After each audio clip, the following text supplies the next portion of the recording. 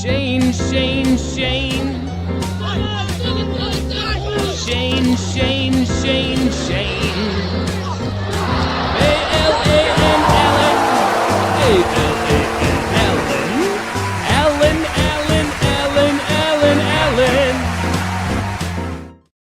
Hey, what's going on? It's been a while. It's been a minute, but the Super Bowl is here. It's a very exciting time for football fans and non-football fans alike, because people who don't even like football will watch the Super Bowl. They'll eat their chips, their wings. They'll have way too much Coke, both the drink and the yeah. So there you go. Alan, how are you doing? I need to be going to the parties that you're going to. We're missing a lot of ingredients apparently at my Super Bowl. That's why I'm constantly scratching my nose. I'm doing all right. How are you doing? It's been a while. Yeah, it's been a minute. Doing okay. Since we last talked. Let's see, or at least we talked about this. The Seahawks and the Patriots are in the Super Bowl. And of course, as the 49ers fan, I'm supposed to be sad about that.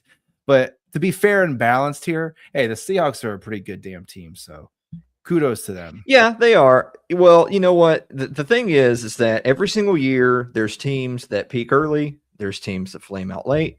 There's teams that have key injuries, and that kind of derails what have otherwise been a good season.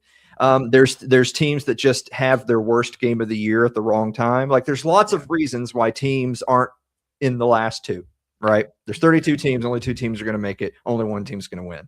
So I've always had the attitude of, as a professional sport, everyone's trying to win the Super Bowl.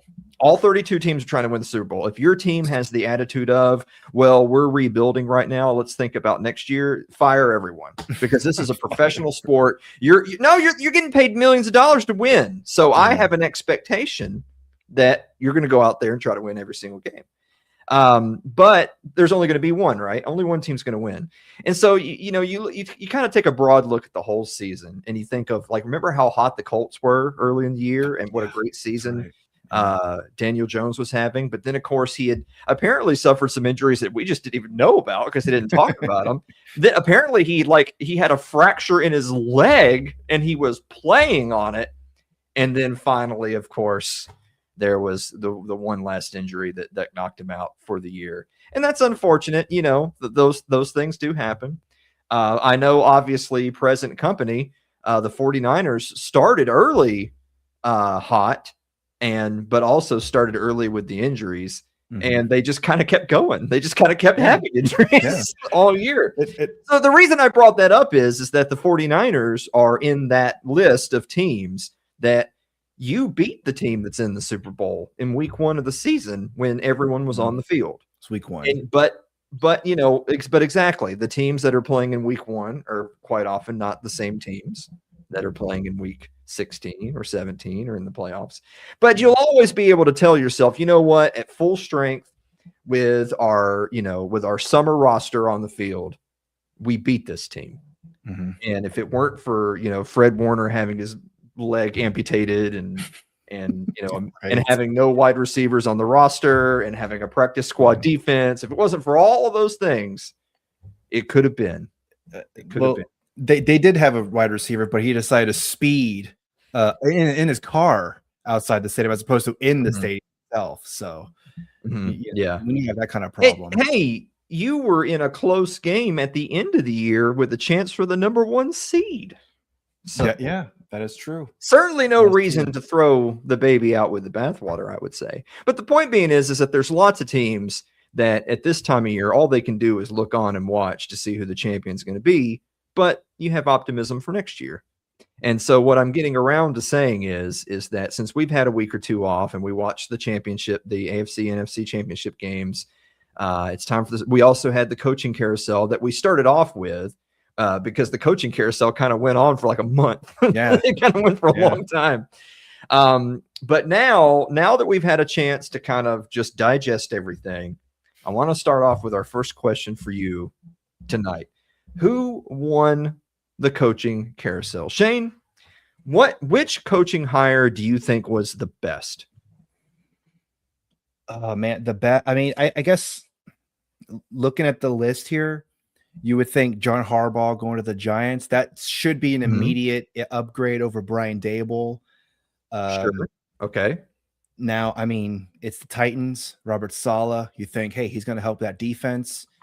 But they hired Brian Dable as their offensive coordinator. So he's going from the Giants to the Titans to be their coordinator to hopefully get Cam Ward up and running and not looks like such a rookie anymore. I think just off of that, I think those two, at least to me, are big hires for them. And I guess, and you can even say like Kevin Stefanski going to Atlanta, because I know you were saying too that he was probably the best coach that the Cleveland Browns have had in a long time, Kevin Stefanski. Yes. But the Browns, the Cleveland Browns are the Cleveland Browns. Yeah. And so it's like, what do you really expect a guy to do right. with that organization? Yeah, exactly. Yeah. And so he's going to Atlanta now. I'm guessing Michael Penix is still going to be the quarterback there. Kirk Cousins, I don't know what's going to happen with him. He might be there. He might be going somewhere else. Who knows? We'll see about that. The thing is that it's like, why do we call it the coaching carousel, right? It's because so many guys that get hired are people who have been fired before for a failure to produce results. And it's always when it's your team, when your team is the team sitting there looking for a new head coach, you always have fans, all right, on social media that are just raging. They always want whoever the hot, trendy young coordinator is, or they want like in the case of like a John Harbaugh, like, oh, there's a proven winner with decades of experience. Oh, we'll take him, but provided he brings in like a good staff. But again, even with someone like a Harbaugh, the only reason he's coaching the Giants is because he just got fired. Yeah. Right? Yeah, that's right. And so I agree with you. I do think that Harbaugh to the Giants makes the Giants better. Now, does that make the Giants the best? I doubt it. I really do. But it makes them better. And the NFC East appears to be a weak division now. And so Giants fans, you look at it from the Giants perspective. Okay, you just got Harbaugh as your coach, although he needs to have a decent staff with him. He is technically only a special teams coach. Yeah. You got Jackson Dart, right? You just drafted this guy. You probably played Russell Wilson for a few weeks too long. Yeah. But Jackson Dart comes in, other than always leading with his brain on every single play and taking too many hits. Seems like a promising young quarterback. You still have Malik Neighbors. See, people have forgotten Malik Neighbors was one of the hottest young receivers in the league, and he was out for the year before Jackson Dart even got a chance to say hello. Yeah, he's going to be back. Of course, Cam Scatterbo, who is just he's this generation's white running back wrecking ball, but was having a good season. He got playing time early because he's a running back, right? You go throw him in the lineup, and then he was out for that's a lot of talent coming back with a proven head coach and obviously whatever talent they bring in this year. Look, there's lots of reasons for optimism, but I will say my choice for the best, and it's best with an asterisk, the combination of Robert Saleh as head coach, a defensive-minded head coach for a Titans team that traditionally has been a physical defense first team. And then also getting Brian Dable, but not as a head coach, as an offensive coordinator, where he has had significant success in the NFL as an offensive coordinator. I think that is unbelievably good for the Tennessee Titans. This is the Tennessee Titans we're talking about.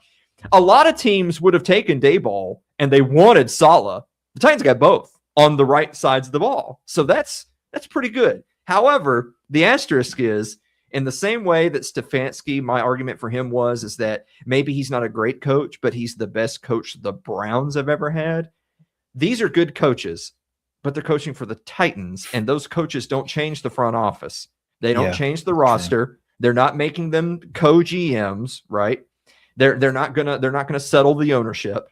So it stands to be seen if even having an infusion of leadership and talent can really change anything for the Titans. You know what I mean? Yeah. I mean, on paper, like you're saying, that looks to be a really good 1-2 punch there. But you're right, though. The front office over there in Tennessee, I mean, it's head scratchers all the time over there. But You also have to think that when Robert Saleh was the coach of the Jets, he hired Nathaniel Hackett as his offensive coordinator. Mhm. Not great. Now, he did have Aaron Rodgers, and when he did actually play for the Jets and when Saleh was the coach, didn't work out so well. But he's got a young quarterback over there, Jackson Dart. Hopefully, he doesn't have as huge of an ego as Rodgers, so hopefully they can actually work together. And it's Cam Ward. Jackson Dart's in New York. oh, that's It's right. Cam Yeah, Ward. See, I'm thinking, excuse yeah. you. That's number 1 overall pick, Cam Ward, to you. Well, okay, but the thing is that Robert Saleh got fired by the Jets, but every year he was there, the Jets had a top 10 defense. Yeah, and he's a defensive coach. So no one's saying that he doesn't know how to run a defense. The fact that he can bring in Daboll and tell Daboll, look, I don't need you to call timeouts or throw your challenge flag. I need you to run the offense. I think if those guys right now were announced as the new coaching staff and they had a number 1 pick quarterback and it were the Steelers, if that was the new Steelers, everyone would be like, oh no, it's over for us. The Steelers are about to be the best team. The only reason people aren't more hyped is because it's the Titans. Well, I don't want to steal your thunder here and like hosting here, but in terms of the worst, Mike McCarthy to the Pittsburgh Steelers. Okay. I have to ask you though. John Harbaugh has a Super Bowl, and so does Mike McCarthy.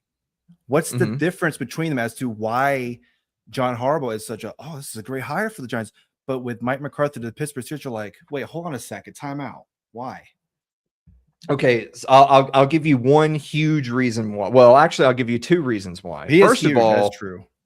That is true. Yeah, I'll give you 2 key reasons why. First of all, McCarthy won his with prime Aaron Rodgers. Yeah, but it was the only Super Bowl they won with prime Aaron Rodgers, and it will always be a blemish on Rodgers' record that he won 1, and they were never really like overwhelming favorites to win another one, and that doesn't look very good. But that seems institutional, which is head coach. It's not like Aaron Rodgers was bad every year but one. No, he has amazing stats for during his prime years. He was the best. I genuinely believe that, and this is a topic that we can discuss some other day in like our postseason. We'll do a few episodes talking about some fun stuff. But I don't think Aaron Rodgers is the GOAT. But I think in terms of who was the most talented quarterback in their prime, I do think it's Aaron Rodgers. I do believe that. Yeah. And they only won 1 Super Bowl, and we're not that close otherwise. So Mike McCarthy sucks. But I'll give you another reason. The other reason is like John Harbaugh won a Super Bowl with the Ravens. He just lost his job with the Ravens, and now he's on to another team. Mike McCarthy had another stop in there. Yeah. If you might remember, Shane, when Mike McCarthy got fired by Green Bay, he took a year off from football. And he told the media and he told Jerry Jones and all this stupid he sold all these pretty little white lies about in that year he took off. All he did was sit on the couch and watch games and study football because he wanted to evolve as a head coach. Those were his words in the interview. What does he do? Immediately, year 1 at Dallas, it's the exact same system. It's the same mistakes. It's the same coaching malfeasance. He clearly had lied. He clearly had learned nothing. He had innovated in no way. And the only reason he wasn't fired from Dallas quicker than he was is because he was a yes man. He would just tell when Jerry Jones would say jump, he'd say how high. And so he got fired again, but with way less success in his second stop. And now he's at his 3rd stop. So then what I would say to the potential McCarthy stan is we already know he lied to our faces when he said that he's evolved and he's a better coach. And he was a disaster in Dallas. A disaster. Yes, I'm saying that word. So is there any reason that you think that now, with even more time off to evolve as a head coach and watch football, do you actually think he's a different coach? I can go ahead and tell you just as a short answer, guys who just get older and older don't just magically get better.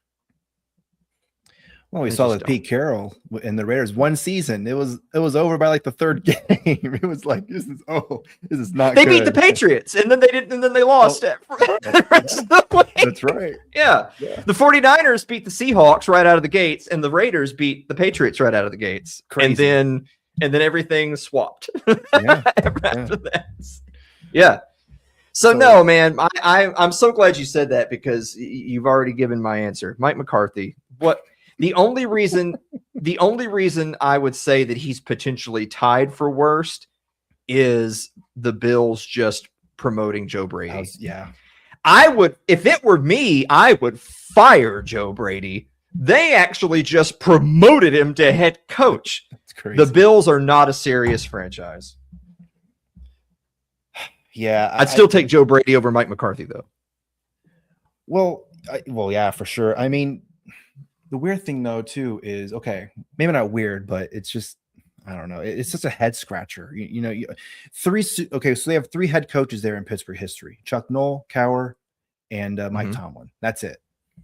Yeah, Mike McCarthy is now a part of that history. Like how long is that going to last? Because maybe he's thinking, hey, if I go to Pittsburgh, hey, I'll be here for a long time because a lot of their coaches are there for quite a while. But that's, of course, if he wins, right? So how long are they going to give him? 2-3 seasons, and then that's it. The Pittsburgh, if Mike McCarthy completely fails and is a disaster like he was in Dallas, Pittsburgh Steelers are like dead for at least a good 5-6 years after that. So, man, what a weird hire.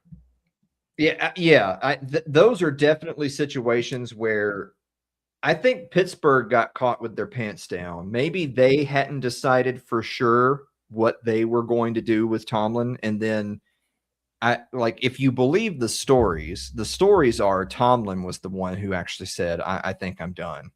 Yeah. And they were like, oh no, frankly, I don't believe that. I think that it was more of they might've been telling him, we're just going to be honest with you. We feel that you've earned our honesty from all your years with this organization. We're leaning towards you being gone. Convince us you should stay. And maybe he said, I don't want to convince you I should stay. Yeah. And that was the end of it. But whatever story you believe, I think they got caught with their pants down a little bit. I think that they knew the end was near, but then it's like when it hits you, it's like a ton of bricks, and they were just looking for a quick fix. And they really bought into this whole Mike McCarthy he's studied football for a long time, and he's been out of the game for a little while, and he's recharged his batteries. And also he's a Pittsburgh guy, right? Like he's like, oh, I'm from Pittsburgh, blah, blah, blah. And Pittsburgh is really big on identity and on family and all. I get that. But you're right. When you look at their storied franchise and all the success they've had, and you look at Chuck Noll and Cowher, and then Mike Tomlin, even if you're not a huge Mike Tomlin fan, he still had the longevity. No one on earth thinks that Mike McCarthy is going to coach the Steelers for the next 20 years and win a Super Bowl or 2. And no one thinks that. Why? Because if he was that kind of coach, he would still be at Green Bay, or that would have blown up in his face and he'd still be at Dallas. But no, he's not. And they could have waited because Jim Schwartz is now out at Cleveland. They could have picked him up. He would have been a better hire than Mike McCarthy. At least the defense, least for Cleveland, would have been better with him. I guess the thing is I don't know what their vision was. It's like, what kind of coach? What kind of coach? What side of the ball do they want to focus on? I mean, they don't have Aaron Rodgers is 1,000,000 years old. They haven't had a serious quarterback replacement since Ben Roethlisberger, and that has hurt. Look, as a Cowboys fan, I can tell you the Cowboys went from dynasty to they went 20 years before having a serious replacement for Troy Aikman. The dude had been in the Hall of Fame for a decade before like Tony Romo came along, who even then basically was only like a few years of his prime before the end there. And so I feel like that's where the Steelers basically are. It's like, are we going to go another 4 or 5 years without having like a long-term, signal caller? Yeah. Let me ask you this though. Looking ahead to next season, 2026, 2027, what head coach or coaches or you think are the most on the hot seat for next year? I mean, the obvious answer is Aaron Glenn at the New York Jets. How does he still have a job? I don't understand this. I don't understand. He sucks. The highlight of the Jets was him dancing on the sideline when they scored, which they lost, by the way. They still lost that game. But that's the highlight of that season, is him dancing around and high stepping or whatever. And it's him. So we had said earlier in the year that the recent precedent has been set for coaches in the NFL getting fired in 1 year. I'm not saying that I like it, but it has happened. Look at the Patriots. They fired Gerard Mayo after 1 year. Now they're in the Super Bowl. So there's tons of pressure on head coaches right out of the gate to at least demonstrate some improvement. The Jets are absolutely worse this year than they were last year, and they were already pretty bad. You're right. But at least I'll say that when it comes to old Woody Johnson and the Jets leadership, they had kind of made it known relatively early on that that's not who we are. We're not the kind of team who's going to fire a coach in 1 year. We do think Aaron Glenn's a good coach. Now, I do think that he will be fired eventually, but it's almost like a Browns, Titans, Jets. It's like the organization is so piss poor that who could they hire who could take, because it's not a matter of the coach being good. It's a matter of the coach taking that team and being good. I don't know. I will say, I'll give you two. And I'm not going to pick the low hanging fruit of Aaron Glenn, because I'll be honest, I kind of thought he would get fired as well. Yeah. Todd Bowles, Buccaneers. It is shocking he still has a job. Oh my God. Remember, the Buccaneers lost like 9 of their last 11 games to miss the playoffs. Yeah, that's right. If that's anybody else, you're out of there. Yeah. We were talking about Baker Mayfield having like a high MVP caliber season, and then just fell flat in their face the second half of the season. So I'll give you two. One is Todd Bowles. My understanding is Todd Bowles' job was safe mostly because, frankly, the Bucs ownership likes Todd Bowles. Now, I don't know if they like Todd Bowles so much that they can have another season next year like they had this year and him still have his job. The other one is Zach Taylor, Bengals. The thing is that when you look at, all eyes are going to be on Joe Burrow, right? From Burrow's own personal perspective, a perspective on him, they need him to be healthy and perform. The narrative in the NFL is he's one of the best quarterbacks in the NFL, and if you could trade 5 first-round picks and take him right now, you'd do it. You would do it. But he needs to have at least one full 17-week season that proves that would be worth the trade. You know what I mean? Yeah. Like if I was trying to sell you, trade me Purdy and your next 6 first-rounders for Joe Burrow, he needs to have 1 year that tells you why you should do that. And it's been a while since he's done it. But also at the same time, you also have that same Joe Burrow saying, well, I kind of like to win, and this team's it's not very good. So it's, not having a lot of fun. Well, when management is hearing stuff like that out of a guy who does carry that much value for the franchise, it's like, there's just red lights going off everywhere. It's DEFCON 3. It's like, what do we got to do to make Joe Burrow happy? Now, I don't have any reason to believe that Joe Burrow personally doesn't like Zach Taylor, nor do I think that them just firing Zach Taylor magically makes the Bengals a good team. Right. But they have to do something, right? They can't wait till Joe Burrow is the same age as Matthew Stafford is right now and be like, oh, well, we tried our best. Sorry that we were 7-10 every year. No. You can't do that. Well, I was also thinking Kevin O'Connell over in Minnesota. I think I wouldn't say it's extremely hot, but it's definitely getting there. He's supposed to be this offensive guru. I mean, he is. I mean, we saw that with Sam Darnold. Sam Darnold, he's in the Super Bowl right now. I mean, with Seattle, mind you, but he played really well over in Minnesota. And then JJ McCarthy, even when he was healthy, not so great. So I think his seat is getting warm. And look, I mean, I know that they went to the playoffs.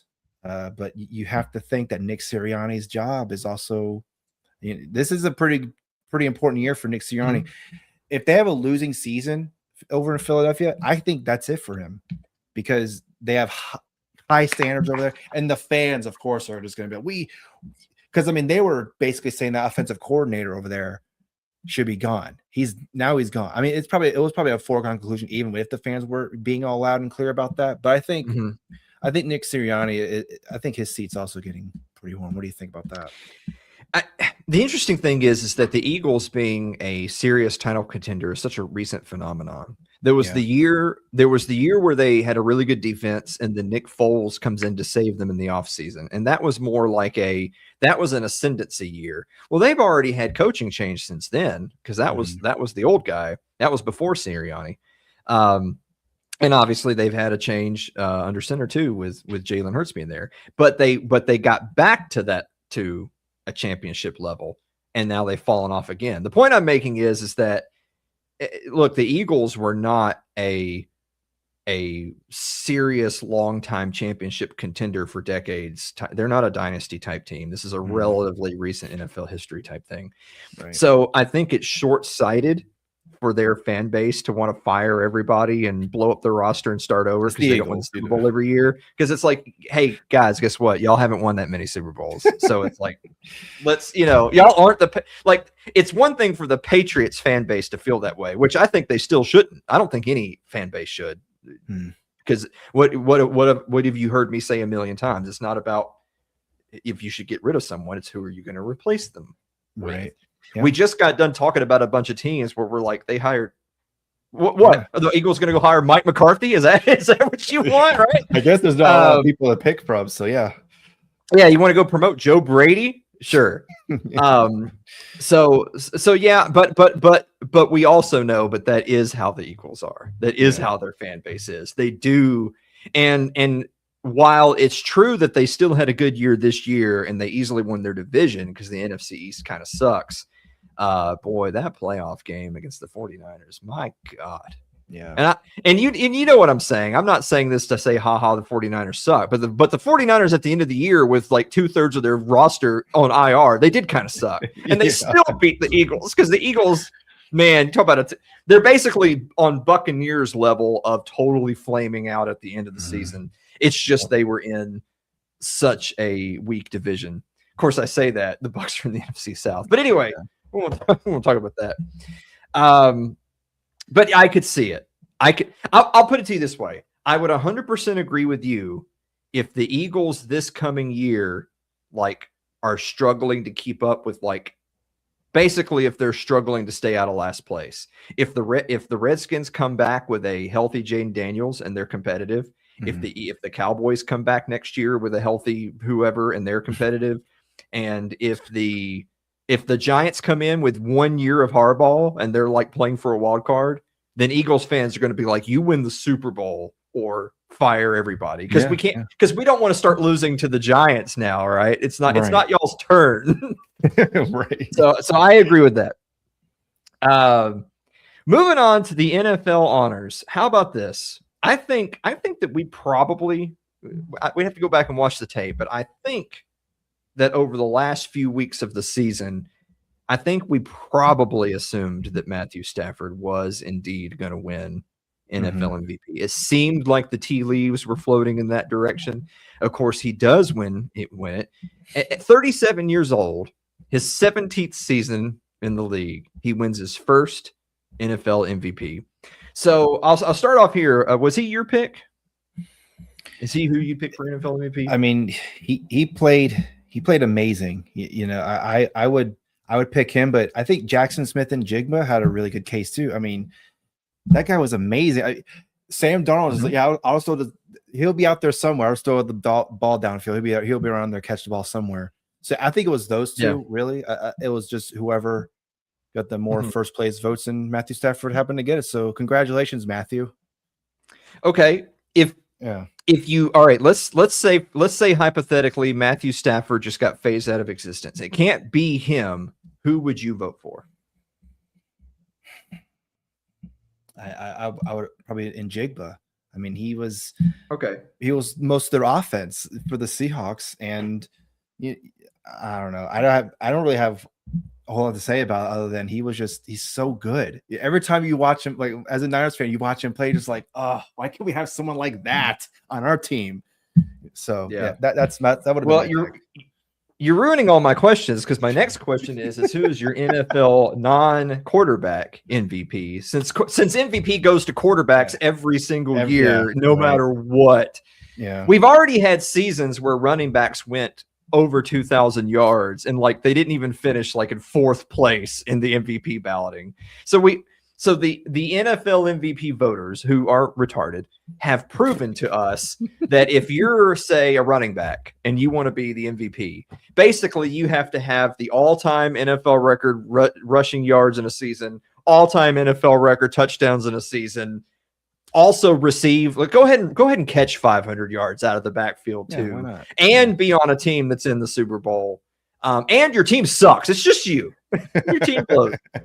Then maybe that guy wins MVP. But even then, if a quarterback has a great year, maybe you still don't, So I've always kind of had that complaint. I feel like you should just go ahead and have a separate, kind of like how they do in college. Just go ahead and have an award for every position and go ahead and let a quarterback win an award for being a good quarterback. And then emphasize that the MVP is more spiritually the most valuable player for their team and not just the quarterback. Here are the nominees. And obviously, we know that's after one, but here are the other nominees. Okay. Drake May, Trevor Lawrence, Christian McCaffrey, Josh Allen. Yeah, those aren't. Yeah, I mean, the thing is that everyone's like jizzing themselves to talk about how great Drake May is, and he's going to be the next, great whatever. Drake May also got sacked 8 million times for negative 2 billion yards. Yeah, he is the textbook. He's a feast or famine quarterback. So if he were, now it's true that he does a lot with his legs, which is also why he gets himself into trouble. It's kind of like your old school Lamar Jackson. Remember, like if Lamar Jackson dances around for 20 minutes and throws a strike, everyone says, "Ooh, awesome, MVP." But if he runs backwards 15 yards and gets sacked, everyone's like, "We'll get him next time." Well, it's like, "Oh, no, wait a minute. No. You got to take the good with the bad." So I'm not actually 100% sold on Drake May like people seem to be. And also the Patriots have had such a cakewalk this year. I think that it's quite likely, in some ways, Vrabel is cursed, because I think the Patriots will have a tougher time in his second year than he had in his first year. But that's a different topic. I think I definitely don't think Trevor Lawrence. I think that's a silly one. I mean, if you were gonna, I know that the Jags had a pretty good year. And obviously they were a playoff team, but Lawrence was statistically nowhere near as good as Dak Prescott. Yeah. So we should have just been Dak Prescott. Yeah. If Dak Prescott had actually played the final week of the season, he would have finished the year with the passing title. So, and same thing with Josh Allen. A lot of people don't think Josh Allen should have won MVP last year. And he wasn't, they weren't as good this year. So he definitely shouldn't be winning MVP. So again, you're making the case. I feel like you're making the case along with me, whether you mean to or not, that if you're looking at the nominees and you feel like, well, the quarterbacks are not playing at as high of a level as recent MVP quarterbacks have played, and the other nominees are just runners up to them, then why not pick a running back? Why not pick a wide receiver? CMC. And well, and in the spirit of most valuable player, I'd rather have Njigba than CMC on my team. Yeah, I totally understand that. Even if they were the same age. Yeah, just from those names of the nominees, CMC. If he was injured anytime, the offense would have done nothing, absolutely nothing. He had over 1,000 scrimmage yards or whatever it was. It's just in the fact that the season before he played in only 2-3 games, and then this season full bill of health. So what a turnaround! Which he wins comeback player of the year. So now I'm going to make you really mad. If I was picking my NFL non-QB MVP, I actually would rather have Bijan Robinson than CMC. Ooh, yeah, Bijan. Yeah. First of all, I would rather have Bijan Robinson. Period. Plus, if they were both the same age, I'd still rather have Bijan Robinson. Bijan Robinson's get that man out of Atlanta. Get him out of there. Right? We got Bring in the Dallas. We got to send. Yeah, we got to send in the SEALs and extract Bijan Robinson from Atlanta and send him somewhere nice, somewhere else. All right, real quick, Coach of the Year. Coach of the Year went to Mike Vrabel. I do think that there were a handful of genuinely decent candidates for this year. I'm not shocked that Mike Vrabel got it. I mean, it's his first year. They're in the Super Bowl. Okay, boom. Coach of the Year. I totally get it. But same questions. First of all, was he your pick? And if not, who would you have picked? Yeah, it's his first season. They go from whatever the hell happened with Mayo as the coach to they're in the Super Bowl now. I mean, how could you not pick him? That's about as best of a turnaround as you can possibly get. Look, I know it's kind of been a joke around here where I say fire Kyle Shanahan, right? But hey, the amount of injuries that team endured. I mean, I don't know. I saw the vote tally or the vote totals for each of the coaches, whatever, and the fact that Kyle Shanahan was last in this race, I don't know.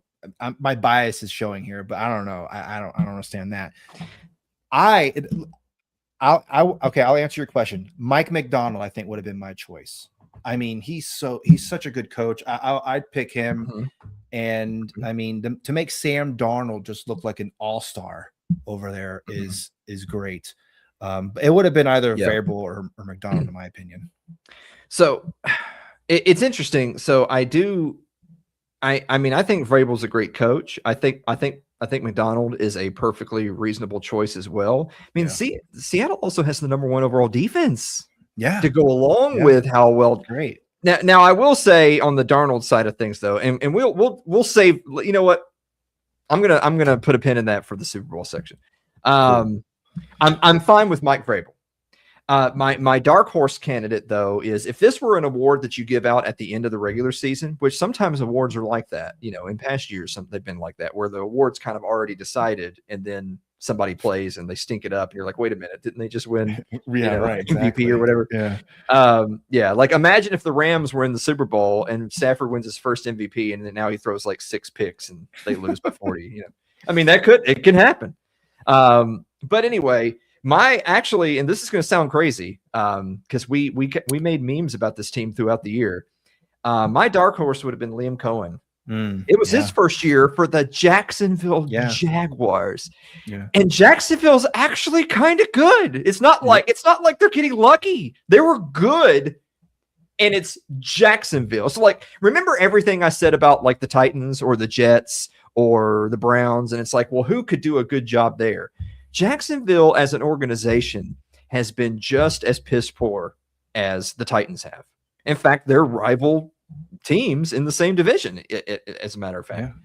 Yeah. And there's been lots of years where they went 500 against each other.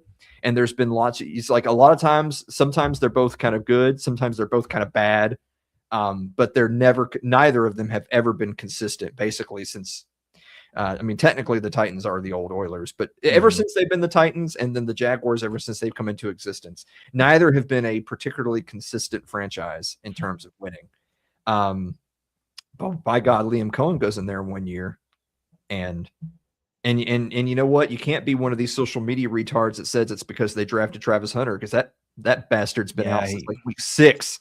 They just kept on winning. They just kept on winning. Look at the Texans. The Texans finally put it together and look how good they are. Jaguars just keep on winning. They play the Broncos. Jaguars just keep on winning. Just keep on winning. What was it? What did we say all season? If you don't like being ranked behind the Jaguars in my power rankings, stop losing to the Jaguars. Yep. So I actually would have been tempted. And also considering Liam Cohen was a rookie head coach, whereas Mike Vrabel had been a head coach before. That's true. Yeah. I think I would have given it to Liam Cohen. Yeah, you make a great case. I think Liam Cohen should have been coach of the year. I mean, yeah, you know what though? I think maybe because he was coaching the Jaguars, I don't want to sound like this is. I mean, it's a popularity contest. Let's be honest here. Mike Vrabel is playing is coaching for the Patriots. You know, they're a big market team. The Jaguars and where? Jacksonville? Whatever. He got nominated. That's, you know, he should feel good about that, you know? Yes. If the Jaguars had made it further, if the Jaguars had taken care of business against the Bills and had made it to the next round, playing a Broncos team that they had just beaten in Denver just a few weeks prior, maybe he finishes higher. But anyway, last one real quick, because we haven't even talked about the Super Bowl yet. This is what happens when we take a couple of weeks off. Yeah. Is all right. Hall of Fame inductees. The actual inductees: Drew Brees, Yes. Larry Fitzgerald, Luke Kuechly, Adam Vinatieri, and then of course San Francisco's very own Roger Craig. Do you agree with the picks overall? Think it's good? Yeah, I think those 5 are great. I mean, but I look at some of these other names. I mean, there's some really good names here. I'm sure it looks like it was a really hard decision. I mean, you have Willie Anderson, a tackle. He was a legendary tackle with the Bengals. And then Frank Gore for the 49ers for the longest time. I think his time is coming, but it probably wasn't going to happen the first year anyway. So, and plus Roger Craig goes in, so maybe they didn't want to like split the, hey, we have 2 49ers running backs, and maybe we'll have next year as Frank Gore's time. Now, here's an interesting one, and this is, you hear this argument all the time: should this guy go in or not? And it is Eli Manning. Eli Manning did not make it. Do you think he's a Hall of Famer, Alan? Eli Manning. All right. If it were up to me, he wouldn't make the Hall of Fame. Because, and I'm going to explain why. Yeah. In the same way that we don't dock Dan Marino, like Dan Marino doesn't lose his place in the Hall of Fame because the Dolphins are trash, absolute dog shit for like 15 years. Because Dan Marino is Dan the man. Yeah. No one argues with that. No serious person who knows anything about this is like a do you know ball question. If you talk to some 17-year-old who's like, who's that? You're like, okay, you don't know ball. Goodbye. If you know anything about football, you know Dan Marino damn well deserves his place. But the point being is that if we're not counting Super Bowls against him, then we shouldn't be counting Super Bowls for someone that otherwise is a bit on the mediocre side. Now, it is true that someone like a Kurt Warner got in, despite the fact that he didn't actually play a ton of seasons in the NFL. And of the seasons he did play, it's like he started hot, totally disappeared, reemerged at the end, rode off into the sunset with another Super Bowl with the Cardinals. But he did get in. But Kurt Warner in his prime, such as it was, because he wasn't exactly a bright young man when he first got the job with the Rams, he was way better than Eli. Are you kidding me? No one, I mean, serious, like simple yes or no. Is Kurt Warner in his prime better than Eli Manning? Yeah. It's yes by a significant margin. Yeah. Is Eli Manning in his prime better than the last 20 highest profile NFL quarterbacks who have gone to the Hall of Fame? I don't think so. I think he's worse than all of them. So if Dan the man doesn't get minus points for not winning Super Bowls, but then the other side of that coin is you take a couple Super Bowls away from Eli, he has essentially no credentials. So I think no. I mean, for him, literally the only thing he really has going for him is I beat the Patriots twice. I beat Tom Brady and the Patriots twice. That's all he's got.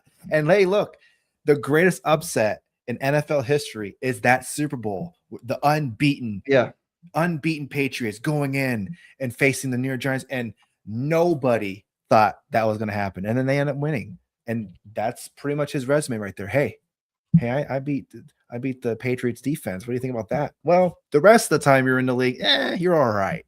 You're okay. Well,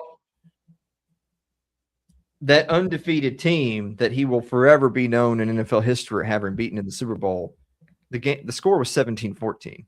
He didn't do shit. His defense held the statistical top 3 greatest offenses ever to 14 points. No. It's one of those things where if they, you know how like nowadays they'll do things like they'll add specific games to the hall and specific moments and stuff. If they want to have, the whatever the fuck 8 and The 8 helmet Giants, catch. Yeah. but yeah, if they want to have the helmet catch and the Giants knock off the undefeated Patriots 17-14, that's fine. But Eli with his own bus, no. Eli Manning, cover your ears, Giants fans. Although Giants fans didn't like Eli, they wanted Eli Manning gone for like the last 5-6 years of his career. So I'm old enough to remember. Cover your ears, Giants fans. Eli Manning is a worse Phillip Rivers, but with 2 Super Bowls. Phillip Rivers was better than Eli Manning. He played for the Chargers. If Phillip Rivers was on the whatever it was, the 2007 Giants, Phillip Rivers would have a Super Bowl ring, and Eli Manning wouldn't. That's it. Read and wheat. It's crazy that Eli Manning was drafted by the Chargers, but he told them, "I'm not going to play for you." Yeah. And then they flopped. They switched with Rivers and Manning, and the rest is history. So there you go. And then Phillip Rivers has 1,000 children. So. And ironically enough, the Chargers also drafted Drew Brees. So there's a bunch of quarterbacks who have gone on to win Super Bowls, but not for the Chargers. Oh, Chargers. Eli Manning would be like Trent Dilfer because Trent Dilfer won a Super Bowl. But he didn't really do anything. It was the defense that won it for him. So yes, exactly. Eli Manning is better than Trent Dilfer, but he's closer to Dilfer than he is to Drew Brees. Like Drew Brees just got elected to the Hall of Fame. Drew Brees is 8 billion times better than Eli Manning. And no one remotely disputes that. But the point being is that it's true that Drew Brees is very, very good, even amongst the good.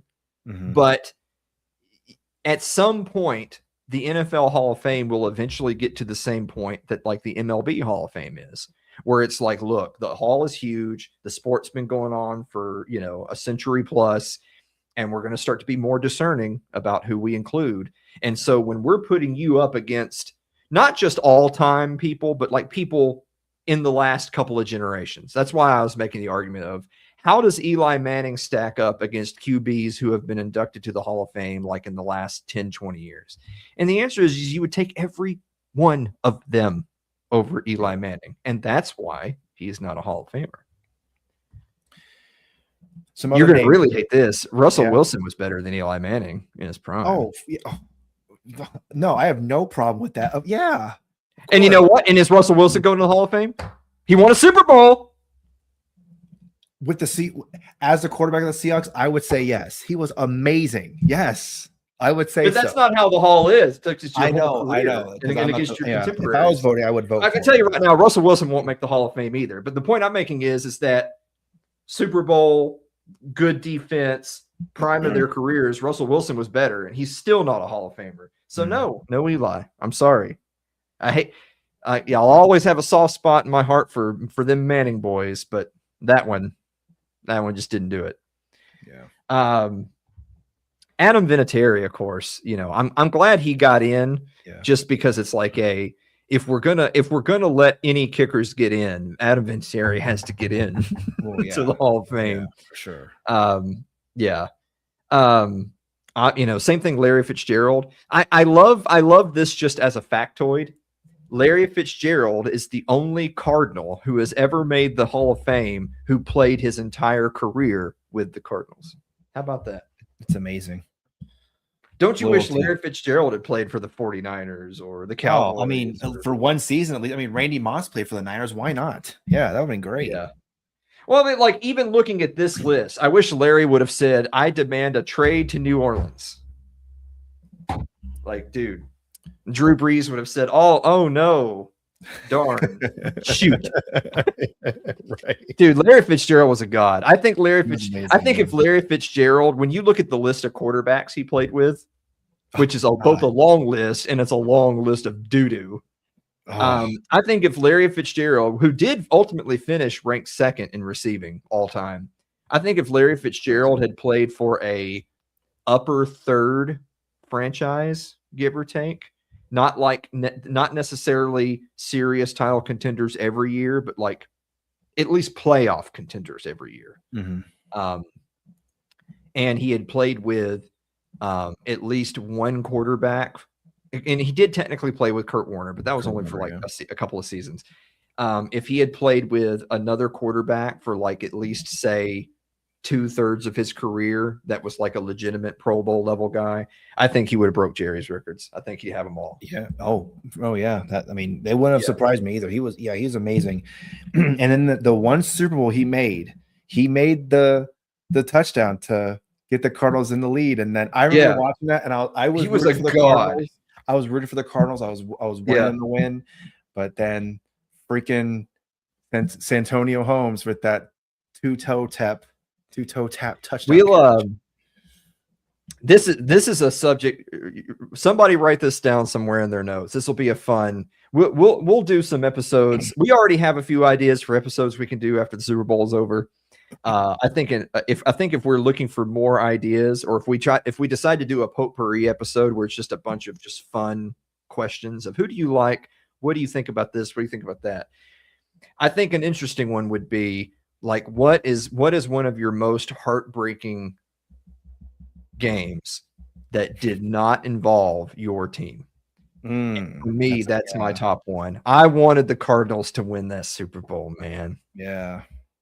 Dude, yeah. I wanted him. I didn't care that much about Kurt Warner, but it was a fun story that he comes back out of nowhere and he has one more shot at it. But yeah, Larry Fitzgerald, everybody watching the Super Bowl knew it's like, oh, hey, like every single play before the snap, oh, there's Larry Fitzgerald. Watch this guy. Yep. See what happens. And yeah, the last play that the Cardinals ran before the Steelers scored the go-ahead score was just him running in the slot and outrunning the entire Steelers defense down the hash marks. Yep. Dude, that guy deserved to win the damn Super Bowl. Oh gosh, yeah. You knew that game was over. You knew the game was over when that 100-yard interception return for you knew the game was over right there. Yeah. If it wasn't for that play, which was a huge play. It was a great play. But obviously, if it wasn't for an all-time great play, the Cardinals win the Super Bowl. Absolutely. Sure. Yeah. Like the Steelers would have only been playing to just make it a one-score game at the end, as opposed to be winning. Yeah. Well, here's the weird thing: is we could just stop right now and say, "Enjoy the Super Bowl, everybody," and this would be a perfect episode, right on time, and everything. But we haven't even discussed the Super Bowl at all. I'm going to let you make the decision. I honestly don't have a lot to say about it. I feel like at this point, like we always end every show with just making our pick. So maybe we should do it like this. You make your pick and you sell me on why you're right. Who's going to win the Super Bowl and why are they going to do it? 49ers fans, cover your ears. Wait, hold on. Let me say really quick. The pick is New England Patriots versus Seattle Seahawks minus 4.5. So the Patriots would have to win by 5. Yeah. So who's your pick? Niners fans, cover your ears. But I think the Seahawks get it done.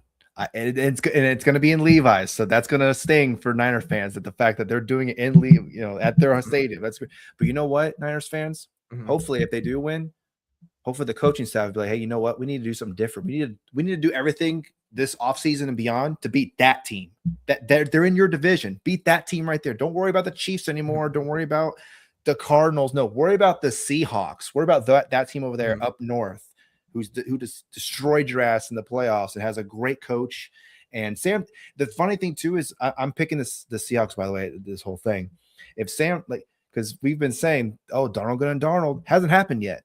Maybe it will happen in the Super Bowl, which would just be the most, terrible thing for him. But you said it. I think the Patriots, they've been playing well, but it's been the knock on them this whole season that they just haven't had the strong schedule. They've played teams that just aren't great.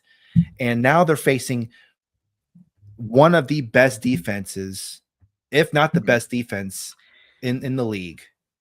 And I really don't know who does Drake May have? Stephon Diggs, and that's it. I really don't know who else he has to throw to. It's a lot of people in the media are making a big deal about how, well, it may have been true that the Patriots during the season had an easy road, but look at the amazing defenses they've beaten in the postseason. It's like, yeah, but first of all, everybody knows CJ Stroud's a total head case. He's out of here. CJ Stroud's done. So you won that game not because you defeated that defense. You won that game because the Texans literally had no offense at all. Yeah. And then 2, then you got to play the Broncos, and the Broncos didn't have a quarterback because their quarterback just got broken on the last play of the previous game. Terrible string of luck. No one thinks, everyone thinks the Broncos are in it right now, by the way. No one is Patriots believers. Get that. Everyone outside of Boston knows that if Bo Nix doesn't break the ankle, the Broncos totally win their game in Denver. So, because by the way, the Patriots didn't exactly look like a commanding team in any of those games, even when they were playing against teams that were playing so poorly or had a key injury like with Bo Nix. Now they're going against a Seahawks team that statistically is an even better defense than the last 2 defenses they played. Plus, it's Sam Darnold, Jackson Smith and Jigba, Kenneth Walker. Yeah. There's a part of me that thinks that the pick might be Patriots plus the points. I feel like the pick might be that Seattle wins, but they don't cover. And that's mostly because Super Bowls tend to be ugly, low-scoring affairs compared to statistical averages across the season. It's obviously it's the hype, it's the timing, it's the stage, it's the nerves. It's also the halftime show and the elongated breaks and the commercials and all that stuff. Yeah. Super Bowl halftime is like 3 times as long as halftime of a regular game. That's a long time to sit in the locker room and get cold and come out. Halftime show. Yeah. I didn't even know there was a halftime show. Yeah. Well, I mean, I'm not going to watch the halftime show. I'm just saying is Super Bowl halftime is notorious for screwing over teams because it's normally you go to halftime. By the time you're in the locker room, you got 10 minutes, you come back out. It's not how it is at Super Bowl. Right. So there's lots of reasons to suspect that this might be an ugly game, but this is also why defense wins championships. If you know you're going to play an ugly game and you know your team is going to struggle to score points and you know there's going to be some not high, more low lights than highlights, like the teams are kind of fumbling along trying to find their footing on the big stage. You know what you'd love to have is the number 1 defense in the NFL. The Patriots were struggling to score a lot of points, and now they're going up against the number 1 defense. Vice versa, they were lucky to be facing CJ Stroud and then Jarrett Stidham. Yeah, right. As their and you know what? One last point to Sam Darnold. Everyone saw that Sam Darnold had a good year at Minnesota. Minnesota lets him walk. He goes to Seattle. And while hindsight's 2020, and that wasn't a great decision on Minnesota's part, at the time, Minnesota's idea was, well, we have J.J. McCarthy. He's the future. But also it was, yeah, but look at the way Sam Darnold ended the season, right? Like the Vikings flamed out at the end. The Lions wiped the floor with them. Sam Darnold can't perform on the big stage. What's he do? He goes to Seattle. Does he have some turnover problems? He's still got some turnover problems. But he has a great year overall, and they're the number 1 seed. You know, and then they go into the divisional round. Everyone says, well, you know, don't be too shocked if Seattle gets upset because Sam Darnold's never won a playoff game. What do? They go to a playoff game. And then the next week, it's, well, Sam Darnold's had a bunch of turnovers during the season. He got lucky last week. They're playing the Rams. You know, that's their bugaboo. What do?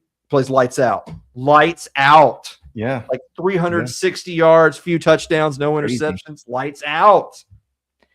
And now it's the Super Bowl. It's true that the naysayers are waiting for the other shoe to drop and Sam Darnold have a bad game. But the performance we have seen so far, particularly in the playoffs, is actually, no, he's just locked in. This is his Joe Flacco year, right? He's just locked in, except for he's way better. He's way better than that. And he's totally locked in. Like I said, I think the Seahawks win the Super Bowl. Part of me wants to say they win the Super Bowl, but they don't cover the 4.5 points because it's like they're in control. They're up by, 9, and then the Patriots score with 30 seconds left. But then Seattle recovers the kick and the game ends. So that would be a scenario where you knew the Seahawks were going to win, but they end up not covering the spread. I think there's a possibility that happens, but I think Sam Darnold's about to get a Super Bowl ring, and everyone's just going to have to live with that reality. That's just Hall how of it is. Fame. Hey, Sam Darnold Hall of Fame. There you go. If Eli Manning has 2, he's got 1. There you go. Sam Darnold. Hey, Coach McDonald hadn't been there that long either. Yeah. Smith and Jigba is just coming into his prime. They're going to be good for a minute. Yeah, they're gonna be good for a really good long time. Meanwhile, us 49ers fans are gonna be like, who's gonna be our number 1 wide receiver? I don't know.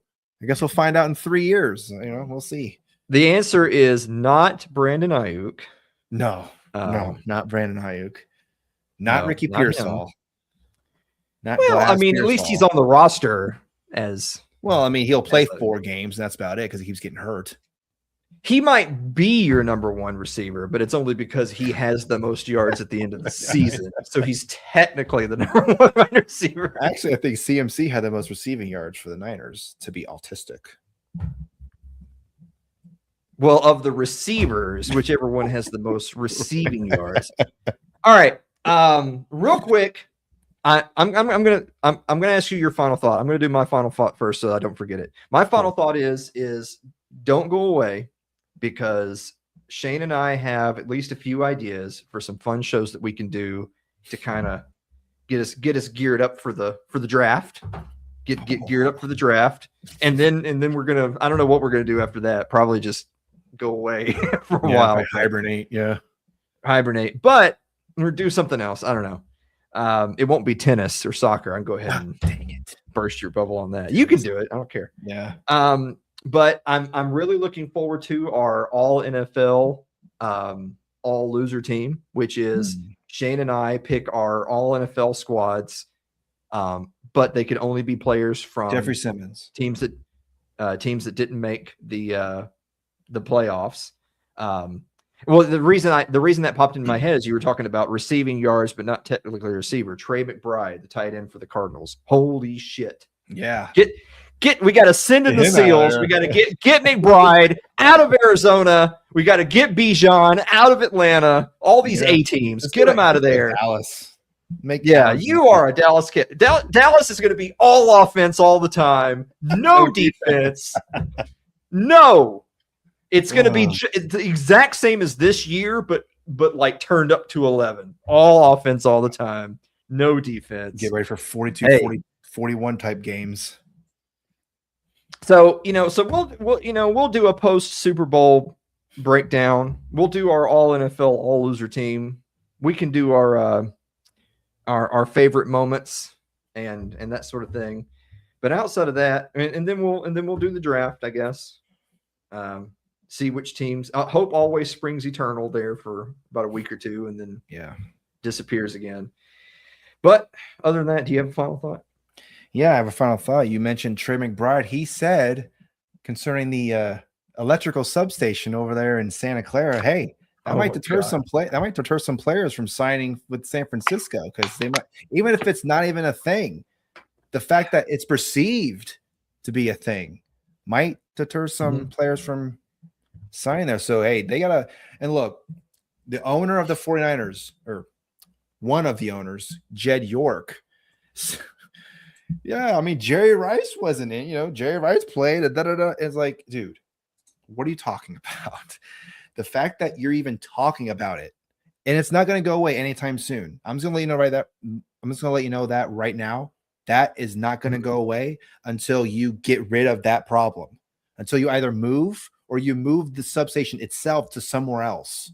So if you want free agents to come over, like Trey McBride said, the gist of what he said was, I don't know if free agents would want to go there because I don't want to get hurt by some freaking electrical whatever.